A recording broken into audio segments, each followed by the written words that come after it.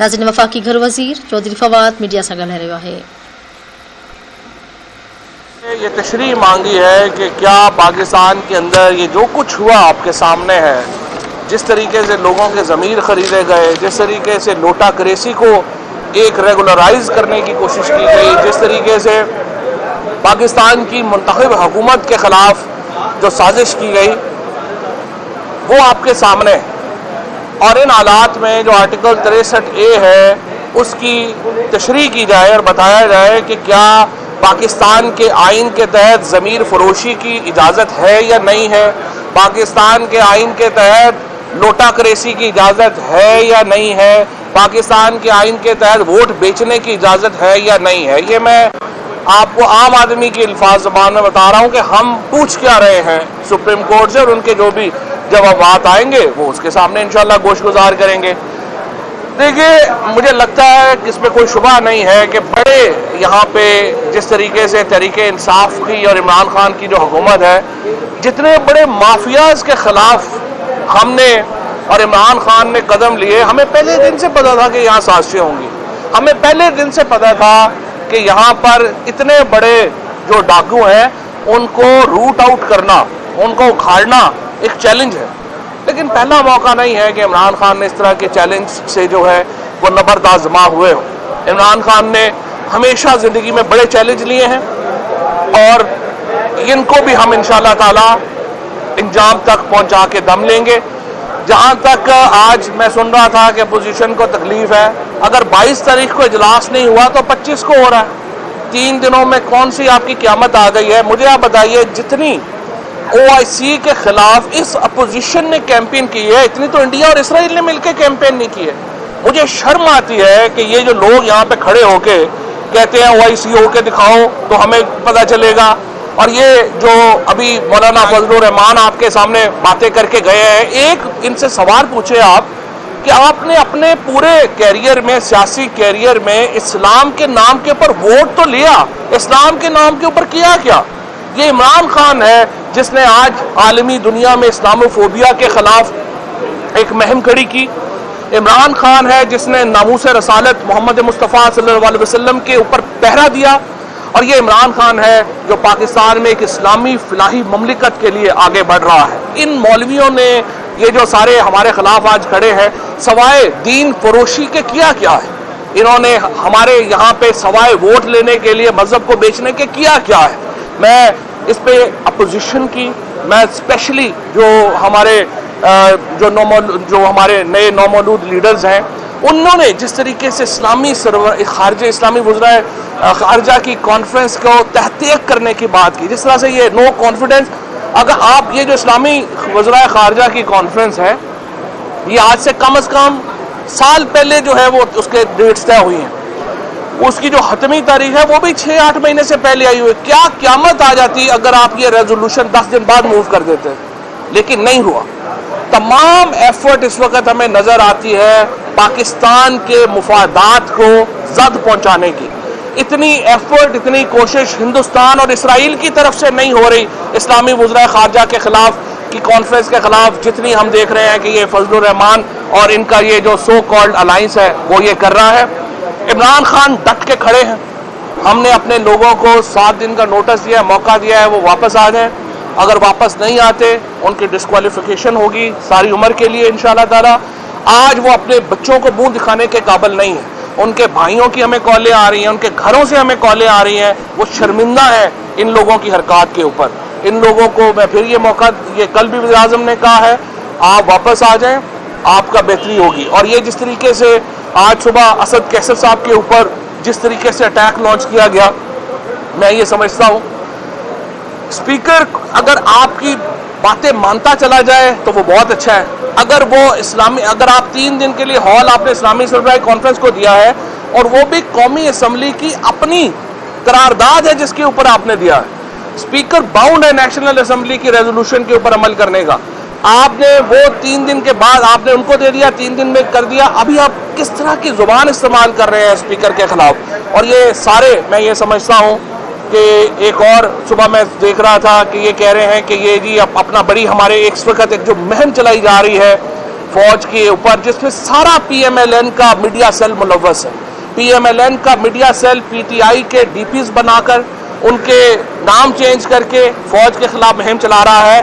یہ ان کا خیال ہے کہ فوج میں اور پی ٹی آئی میں تفرقہ ڈالیں گے. ہم نون لیگ نہیں ہیں جو چھوٹی سی بات کے اوپر فوج کے خلاف جو ہے وہ بغاوت کے اوپر اتر آئے یا چھوٹی سی بات کے اوپر فوج کے خلاف سازشیں شروع کر دیں.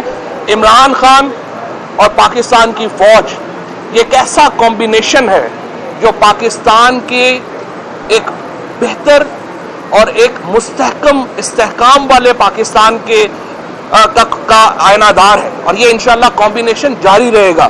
پاکستان کی افواج پاکستان کی حکومت کے پیچھے کھڑی ہیں. یہ پاکستان کے آئین کا بھی تقاضا ہے، پاکستان کے جو افواج کی جو ذمہ داریاں ہیں ان کا بھی تقاضا ہے. وہ حکومت پاکستان کے پیچھے کھڑی ہوں گے انشاءاللہ تعالی. اور کبھی بھی دیکھیے یہ معاملہ نہیں ہے کبھی چور اور سپاہی بھی مل کے چل سکتے ہیں. یہ تو سارے چور ہیں، ان کے ساتھ سپاہیوں کا کیا تعلق ہے؟ کوئی سپاہی جو ہے وہ چوروں کے ساتھ نہیں ملتا. یہ ان کی خواہش ہے. میں ان سے کہتا ہوں اپنے کردار کو بدلنے کی کوشش کریں.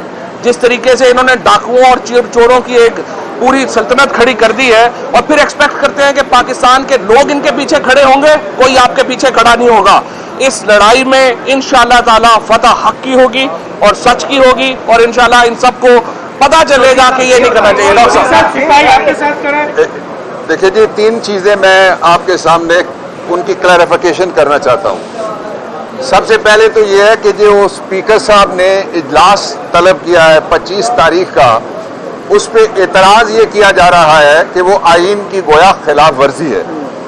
میں آپ کو کہتا ہوں آپ ابھی اپنا گوگل کریں، پاکستان کا آئین نکالیں اور اس کے اندر آپ کو 254(3) پڑھیں.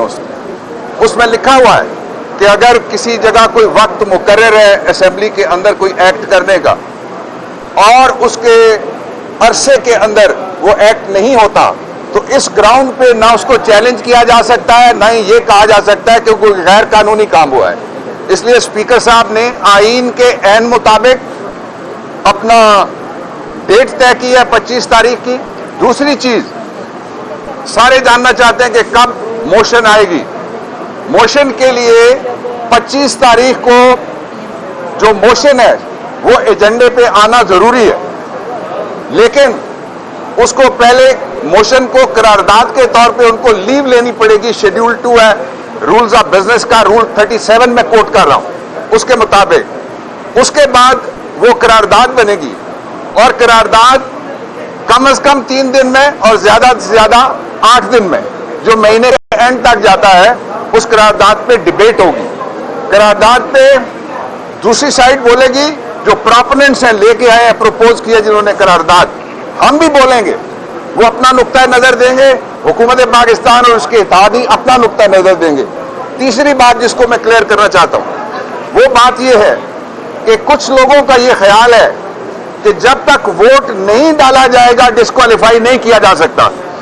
بہت اچھی بات ہے، سارا میڈیا یہاں پہ موجود ہے، ڈسکس ہوتا ہے شام کو. آج ذرا تھوڑا سا پڑھ کے اس کو ہم ڈسکس کریں گے. میں وکلا محاذ کا مقدمہ آپ کو بتا رہا ہوں. وکلا محاذ کے مقدمے میں سپریم کورٹ آف پاکستان نے آئین کے آرٹیکل 63A کی ڈیفینیشن دی ہے کہ وہ ہے کیا، اس کا ایکسٹینٹ کیا ہے، کورولری کیا ہے اور اس کا ایکسٹینٹ کیا ہے. اس کے مطابق جو شخص پارٹی کے سربراہ کی ڈائریکشن، یہ لفظ ہے آئین میں بھی ہے، اس ججمنٹ میں بھی ہے، فالو نہیں کرے گا، وہ اس گراؤنڈ پہ وہ شخص ڈیفیکٹر سمجھ کے ڈسکوالیفائی ہو جائے گا. اس کا اگلا پہلو ابھی انفارمیشن منسٹر صاحب نے آپ کے سامنے رکھا کہ جو ڈیٹ طے ہوئی ہے اس کے لیے اسمبلی نے موشن کیری کی تھی. کس کی موشن تھی؟ سرکار کی نہیں، سمپل ووٹ سے پاس ہوئی تھی نہیں. یہ ساری پارٹیاں آج جو کہہ رہی ہیں کہ ہم نہیں ہونے دیں گے یہ اجلاس، اور پھر پہلے زہر اگلتے ہیں پھر زہر چاٹنا پڑ جاتا ہے، وہ سارے اس میں موجود تھے. سب نے یونینیمسلی یہ ہاؤس جو تھا وہ 23 تاریخ کے لیے اور اسلامی سربراہی کونسل کے اجلاس کے لیے، جو OIC کی منسٹرز کونسل کے اجلاس کے لیے وہ دیا ہے. آخری بات جو میں کہنا چاہتا ہوں وہ بھی اس بحث میں سے نکلتی ہے. وہ بحث یہ ہے کہ کیا اسپیکر کے پاس یہ اختیار ہے یا نہیں ہے، یہ میں آپ پہ چھوڑتا ہوں، ذرا اس کو آپ ضرور ڈیبیٹ کریں. ڈیبیٹ میں آپ پہ چھوڑتا ہوں کہ کیا اسپیکر کے پاس جب ووٹنگ ہو رہی ہو اور ووٹ باقاعدہ لکھ کے پرچی ملے گی تو اس کو ٹینڈر کیا جا سکتا ہے یا چیلنج کیا جا سکتا ہے یا نہیں کیا جا سکتا؟ جو بحث کر رہے ہیں میں ان سے درخواست کرتا ہوں آپ وکلا محاذ کا ججمنٹ پڑھیں سپریم کورٹ آف پاکستان کا، آپ آئین کے آرٹیکل 63A کی وہ جگہ پڑھیں جہاں پہ آخری بات میں کہنا چاہتا ہوں، پھر آپ کے سامنے حماد صاحب بھی بات کریں گے.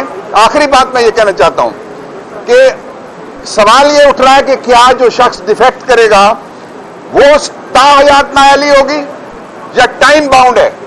اس سلسلے میں جو فیصلہ ہوا اس فیصلے میں سمیع اللہ بلوچ کا کیس ہے 2018 کا 405 PLD میں رپورٹڈ ہے، دیکھ لیجئے وہ بھی. اس میں وکیل تھا اور وہ فیصلہ بہت پہلے اس کے لیے مجھے لیو ملی تھی، وہ ایک عام کیس تھا بلوچستان کا. اس کے نتیجے میں جہانگیر خان ترین اور نواز شریف دونوں صاحبان ڈسکوالیفائی ہو گئے تھے. اس فیصلے میں سپریم کورٹ آف پاکستان نے 62(1)F کو ڈیفائن